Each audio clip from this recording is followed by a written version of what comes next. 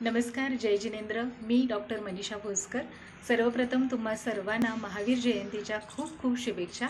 आणि आज महावीर जयंतीच्या निमित्तानं महावीरांना जाणून घेताना या आशयाची माझी कविता तुमच्यासमोर सादर करते. कवितेमधले विचार पटले तर जरूर तुमचा अभिप्राय माझ्यापर्यंत पोहोचवा. महावीर शापत नाहीत, महावीर कोपत नाहीत आणि महावीर आशीर्वादही देत नाहीत. महावीर शापत नाहीत, महावीर कोपत नाहीत, महावीर आशीर्वादही देत नाहीत. महावीर कोंबडा बकरा मागत नाहीत आणि महावीर नवसाला पावत नाहीत. महावीर कोंबडा बकरा मागत नाहीत आणि महावीर नवसाला पावत नाहीत. महावीर चमत्कार करून दाखवत नाहीत. महावीर चमत्कार करून दाखवत नाहीत कारण महावीरांना जादूटोणा येत नाही. महावीर सांगतात चांगलं कर्म करा म्हणजे तुमच्या आयुष्यात चमत्कार आपोआप घडतील. महावीरांना पूजा अर्चा नको आहे. महावीरांना ढोल ताशे नको आहेत. महावीरांना हत्ती घोडे मिरवणुकाही नको आहेत. महावीर सांगतात चिंतन करा, आत्मकल्याण साधा आणि स्वयंप्रकाशी व्हा. महावीर मोक्षदाता नाहीत. महावीर तुम्हाला मोक्ष देणार नाहीत. महावीर मोक्ष मार्गदाता आहेत. महावीर तुम्हाला मोक्षाचा मार्ग दाखवतात. त्या मार्गावर चालण्याचं काम आपल्याला करायचं आहे.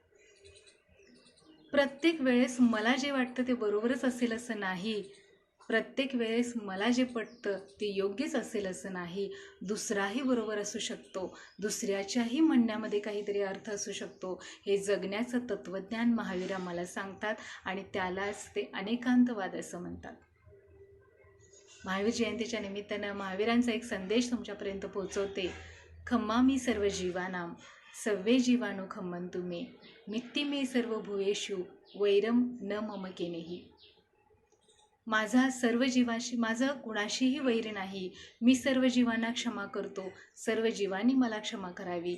माझं कुणाशीही वैर नाही. माझा सर्वांशी मैत्रीभाव आहे. महावीरांना जाणून घ्यायचं असेल आणि महावीरांना समजून घ्यायचं असेल तर एकच संदेश मला सांगावासा वाटतो. जो दुनिया से लढे और दुनिया से जीते उसे वीर कहते हैं.